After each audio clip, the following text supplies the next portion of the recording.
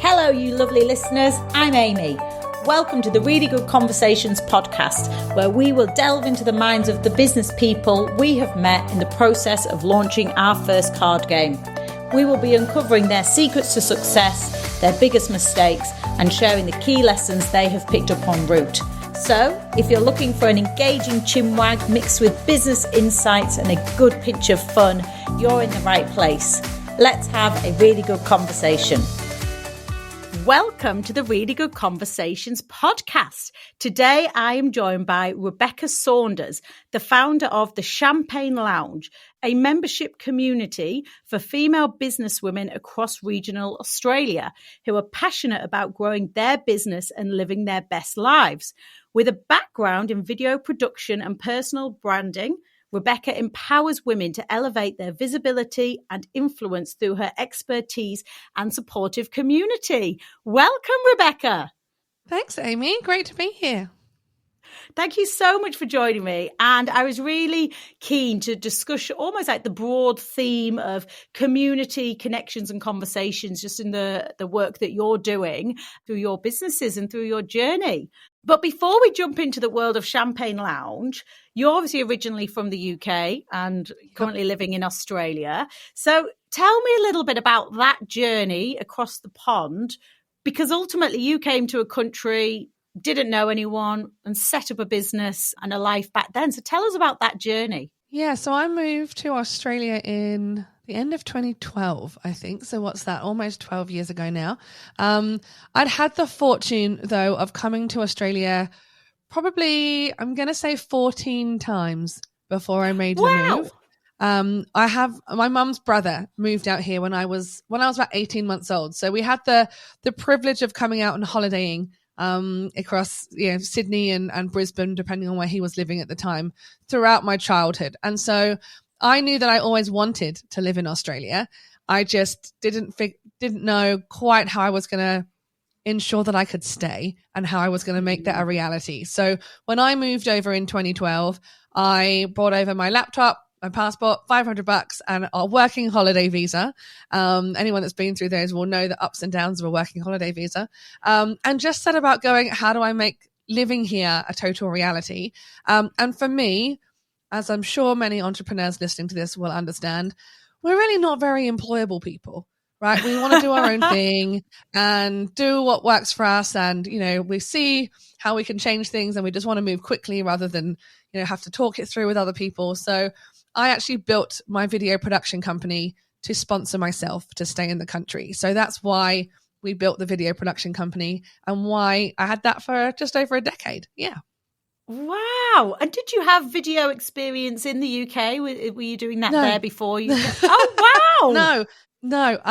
Background in the UK was media and journalism. So I was a journalist and sub-editor for Tesco Wine Magazine and Beauty Magazine when I left university.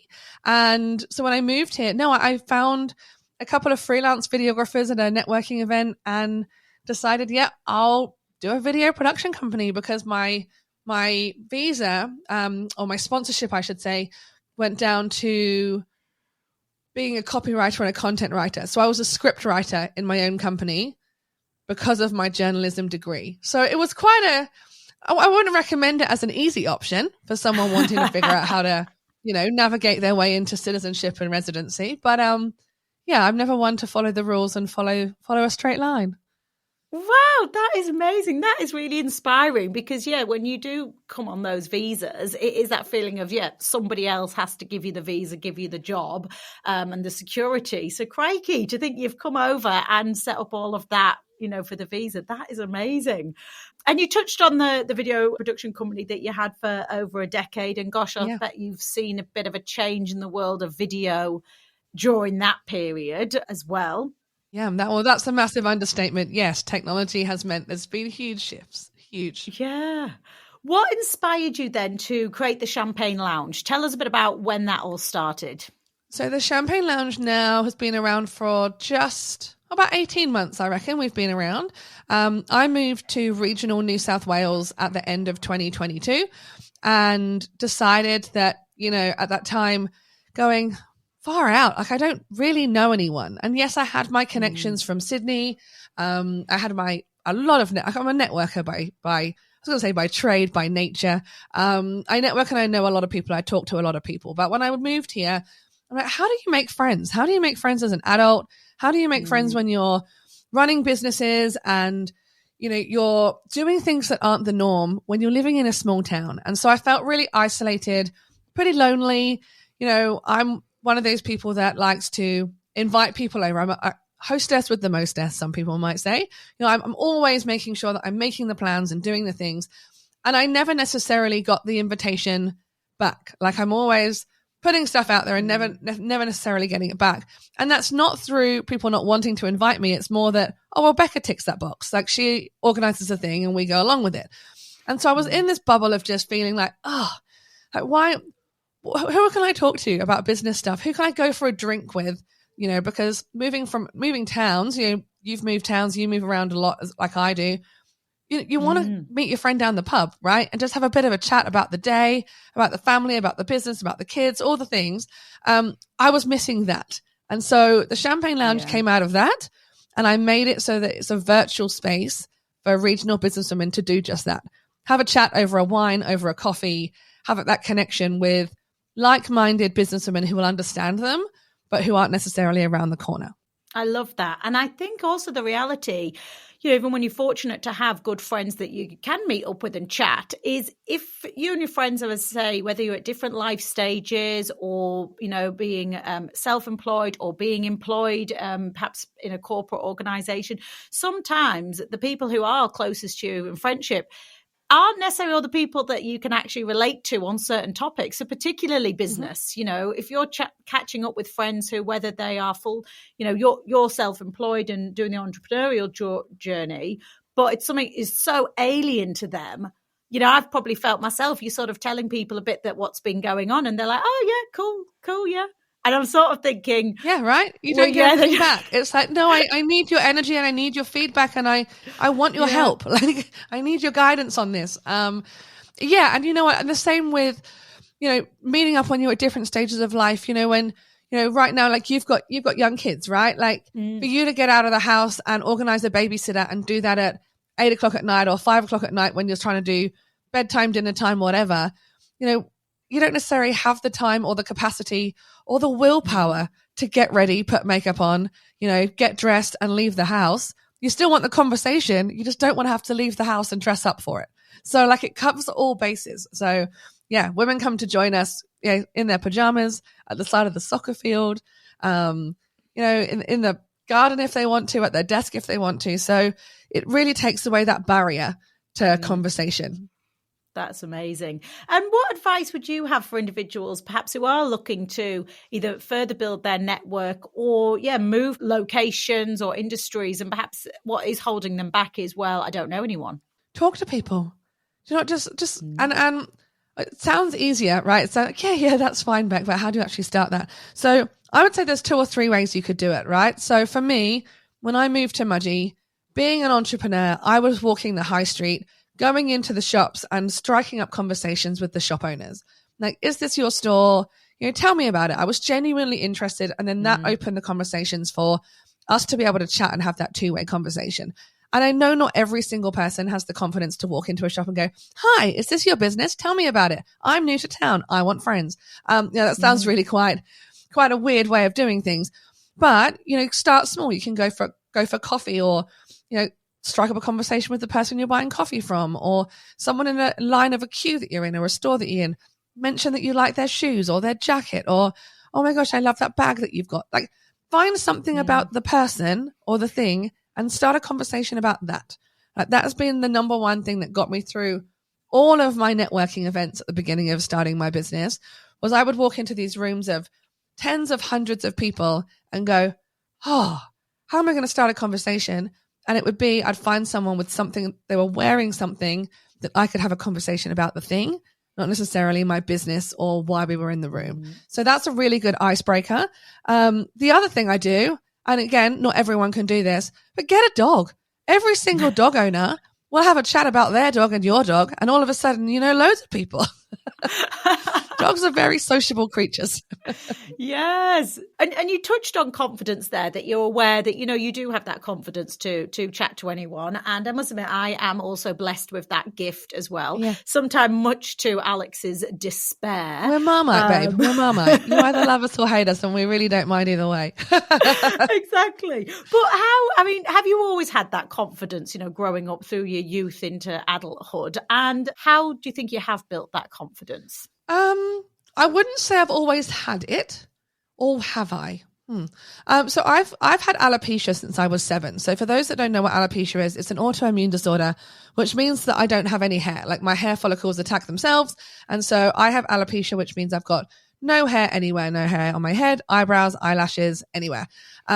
So had that since the age of 7. So I guess from that perspective, I've built that resilience of being different and doing things, looking different, being different.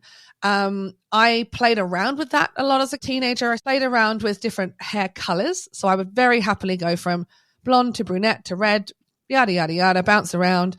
It's more of a kind of a gothy emo kid at school. So, big makeup, wearing a lot of black, but like spices of pink and spices of purple in there, and tutus and big boots and all that kind of stuff that we were doing in the UK back in those days. So for me, I was always expressive with what I was wearing and doing things slightly differently. Was I confident enough to walk into a room and talk to people?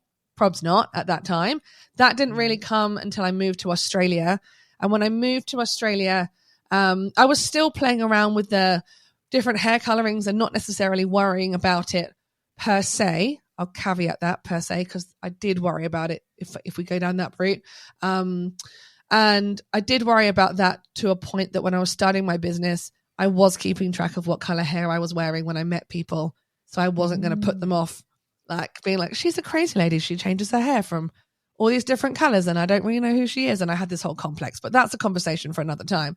But that then helped me go, I'm going to just be slightly different and own it. And so when I moved to Australia, and this is very difficult to comprehend if you have never moved towns or moved countries, I think.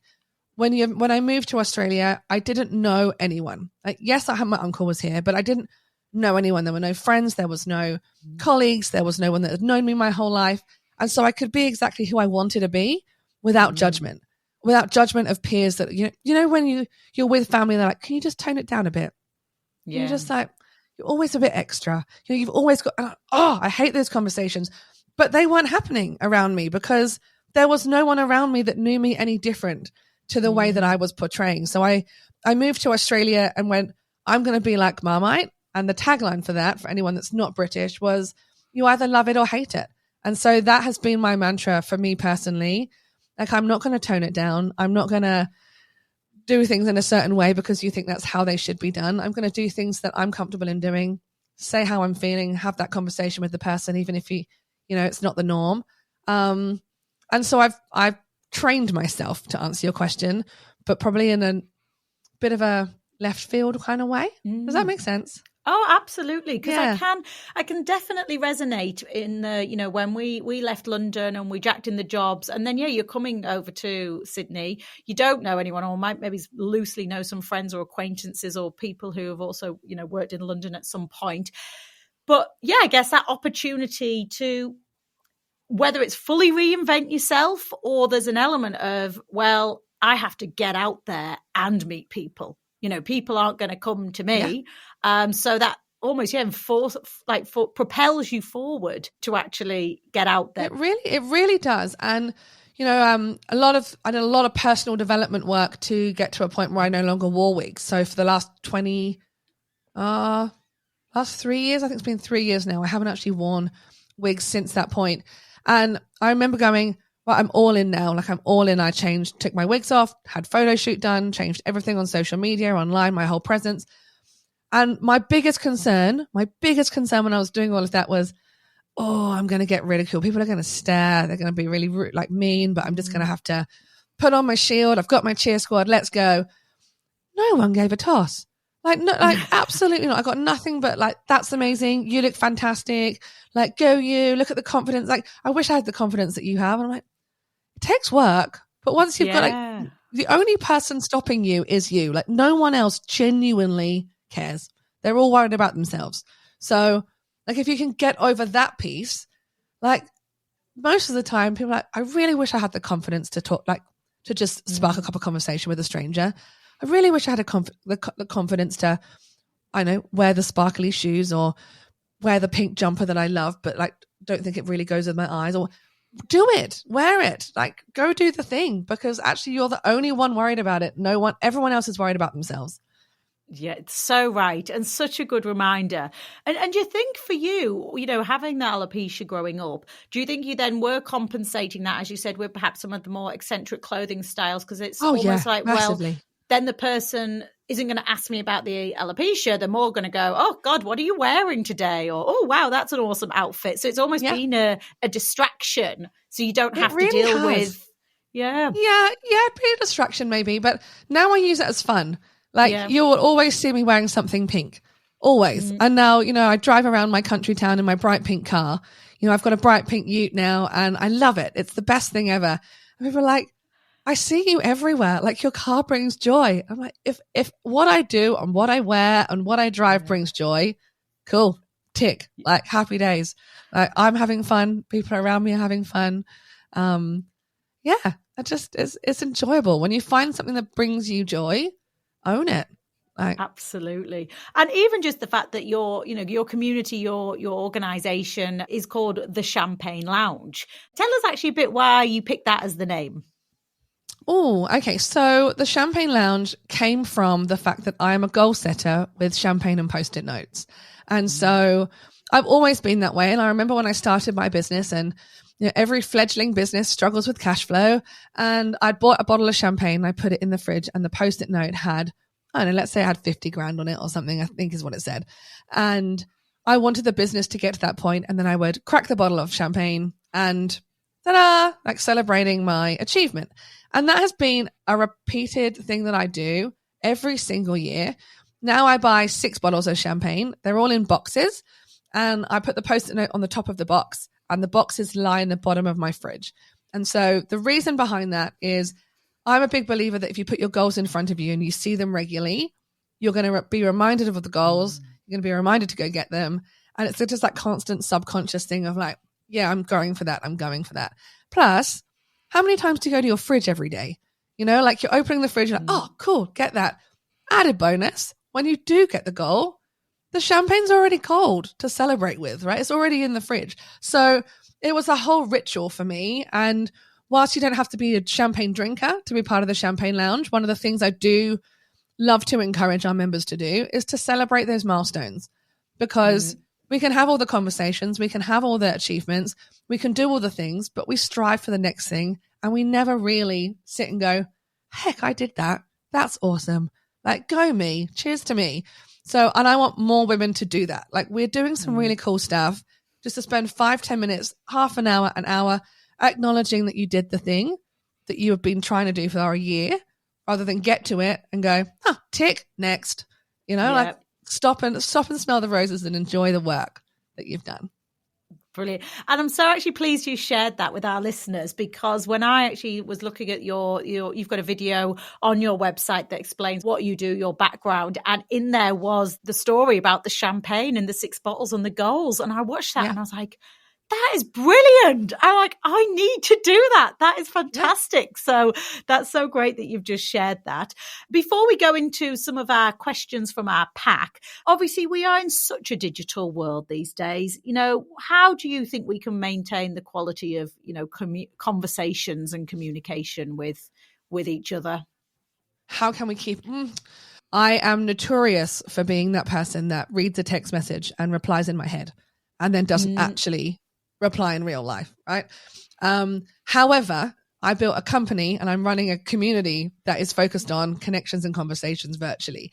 And so I do think you've got to find what works for you, and really put some boundaries around that, and also set the expectations to your friends and family. Like, I am terrible at replying to text messages because I don't have the notifications on my phone, or I'll read it and I can't unread it, or I can't, there's certain things I can't do with that, like I can do with an email. And so my friends and family know if they want to have a chat with me, give me a call. I'll happily have a conversation on the phone. I'll happily jump on a virtual call. I'll happily put something in my diary, which really annoyed my family to start with, and they still don't necessarily do it. But like, put it in my calendar and I will jump on that call and do the thing. So a lot of my friends are business owners because that's who I've collected and gathered over the years of being in Australia.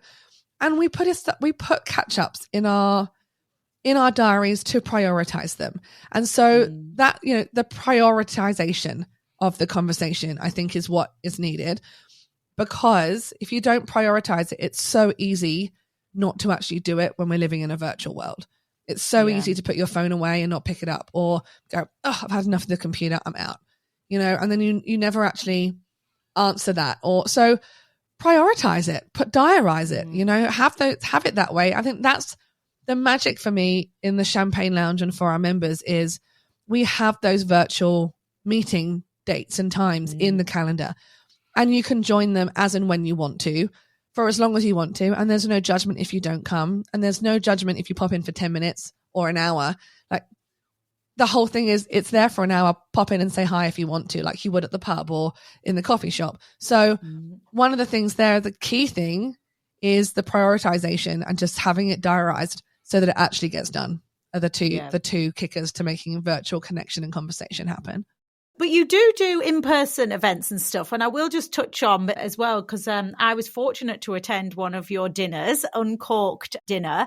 So tell us a little bit about that, because that is bringing people into your home and having real conversations. And for some people, that will be totally out of their comfort zone. When I came along, apart from we'd had a chat prior, I didn't know anyone else there. Yep. And I did share this on our social media at the time. I had a fantastic evening as well. So tell us a little bit more about those events and why you have chosen to do them. So I started Business Uncorked as a bit of an intimate dinner series towards the end of COVID, when bars and clubs weren't open again, but you could have people in your home.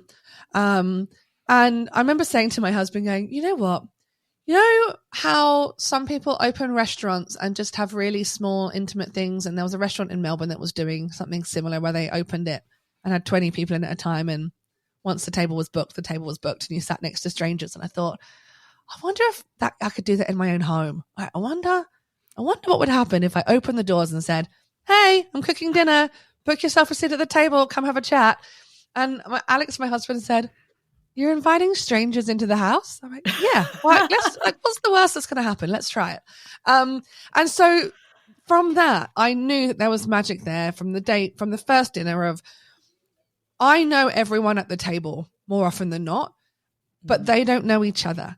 And I think that's the beauty in it, because I keep it to 8 people around the table at the time, 8 or, sometimes 6, but 8 to 10 is my sort of sweet spot.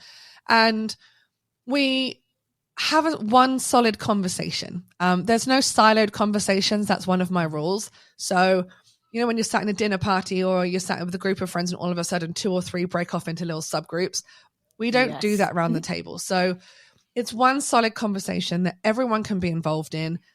They're all coming at the same playing field. They're not sat talking to their bestie that they've chosen to sit next to.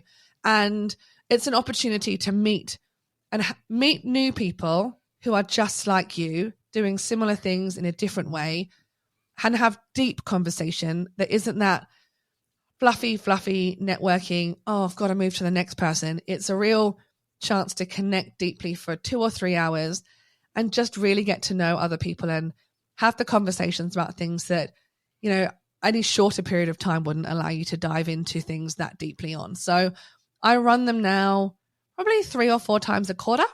And I really love doing it. And it's grown, and people are like, can you come do one at my house? And I love it. I think it's one of the best things, because food, conversation, and good wine and good company. Like, what's better than that? Yeah. Absolutely. And I think I actually did put a little poll on my Insta story after I'd attended yours and said, would you go to a dinner party with people you didn't know? Yeah. And I just had the, hell yes or absolutely no way. And I think the no way vote did just tip it. It wasn't, heavily skewed. Because it's intimidating. Absolutely. It is Yeah. intimidating. And I had someone say to me, they said, oh, what if you ran it in a restaurant? I'm like, but that takes away the intimacy. Like it takes away the intimacy.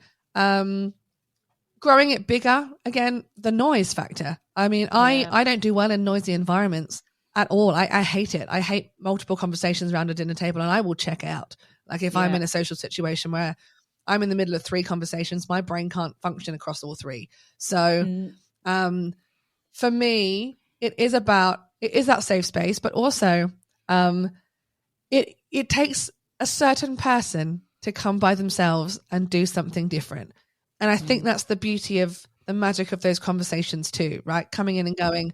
And you said to me when you walked in, it's like, I don't know if this is normal, but we're at your house, so I bought my slippers. I'm like, epic. I've actually added that.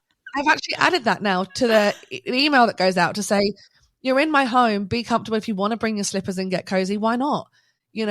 Again, it comes back to that Marmite thing. You're either going to love it and really enjoy it or go, don't think that's for me and not come along. And both of those are totally fine. Well, I really hope we've given the listeners just a bit of an insight into that and perhaps some inspiration for them to think, yeah, that would actually be pretty cool to go somewhere that isn't your normal circle of friends or family members. It so is. And try it out. Oh, you know what, Amy? It so is. My wedding, and this will be an entertaining one for you and your listeners. So when we were doing the seating plan for our wedding, sort of wedding breakfast, I think you call it, don't you? I didn't sit anyone next to their partners. And so Alex, my husband's like,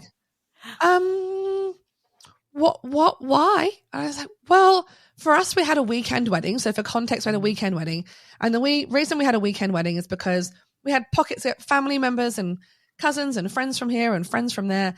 And everyone seems really cliquey. I really hate that at weddings where everyone just stays with the people that they know.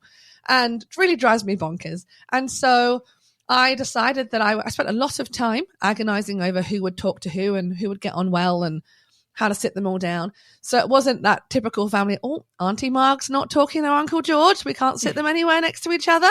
It wasn't like that. I'm doing it the other way going, what were they having in common to talk about? And I remember people coming up to me afterwards going, oh my gosh, when I saw your seating chart, I just freaked out. Like I had to have an extra drink or 2 before we even sat down. Like, oh my gosh, just the scariest thing. I had the best time. Oh my gosh, me and so-and-so, we chatted about this. I'm like, I knew you would. But unless I'd sat them next to each other, they wouldn't have met because they'd have stayed in their own little groups. So it was so controversial. But to this day, the best thing I did was to split everybody up and go meet someone else. Also, it had been COVID and you've spent all of COVID locked in with your spouse or partner. Talk to someone else. And it was great. And what just a memorable experience. And I know, like Alex and I had the opportunity to go to a friend's wedding in Italy the other year. And we actually realized as we were en route to the wedding that we didn't know anyone other than the bride and groom. And we had an awesome time because, again, just sat at the dinner table talking to people from different backgrounds, different countries. Yeah, it was just such an amazing opportunity and experience. You've said so yourself, you'll talk to everyone. But I've been at weddings before where you sit there and everyone around the table knows each other and they don't engage you in the conversation. And you're like, oh, this is really rubbish and boring, really. Yeah, definitely. So, break the norm and meet new people in different ways. Yeah, absolutely. And that's a good segue into my 3 questions for you. All right. Because yes, if you are in an environment when you don't know anyone, sometimes just asking some different questions from the norm is what can, be that icebreaker. So, as I mentioned, I've picked 3 cards for you from our Really Good Conversations for Kids 2 pack. So, question number 1. What is your favorite word? Oh, discombobulated. Love that word. Yeah, I use it. Yeah. Like when I found out what that was, I'm like, oh, I want to be able to use that in a sentence sometimes. And it's just really fun. Yes. I often say to Alex, if I feel like I've got too much on and my mind's overloaded, I'm like, I feel totally discombobulated. Yeah. Love that. I love that word. Question number 2. What 3 things would you take to a desert island and why? 3 things. How long am I on this desert island for? Would be my question. I'd take my dog. Why, I should now say dogs, and that's 2 of the items, so that's bad, isn't it? But I would definitely take Bailey because he'd be sad without me. I would take a pen and paper. Can that be one item as well? Ooh, yes, I'll allow that. Because I just like to just to doodle on. And I'd love to say, a bottomless bottom of wine, just to sit and enjoy the sunset with. Excellent. I had a feeling something like champagne or wine could exist. Champagne. Well, you know what? Champagne to me is a celebratory drink. So I don't actually drink sparkling wine or champagne on the regular. It's not my go-to drink of choice. It's only champagne's my go-to with celebration. But I am more of a white wine drinker, and I do enjoy a glass of wine, overlooking the ocean, doodling, daydreaming, planning up the next big idea. So, yeah. To do that and then watch the dog run in the ocean in front of me, that would be fab. Fantastic. Those items may change if maybe you were on the island for like 6 months stranded in more of a shipwrecked scenario. Well, then I don't know. Possibly. I don't know how you'd cook and manage food. You'd need a minimum of 12 items, I think, like on survivor mode. I could do 12 items. Brilliant. And question number 3. What is the best thing about being your age? Oh, the world's my oyster. Like, being my age, I've done so much already, and there's so much still to do. Like, I don't even think I'm halfway through yet at all. Like, so I think that's really awesome. Oh, I love that. And the final question that I ask all of our guests is, if you could ask any person, dead or alive, a question, who would it be and what would you ask them? So I pondered on this question a lot because there's 2 women that I would want to ask the same question to.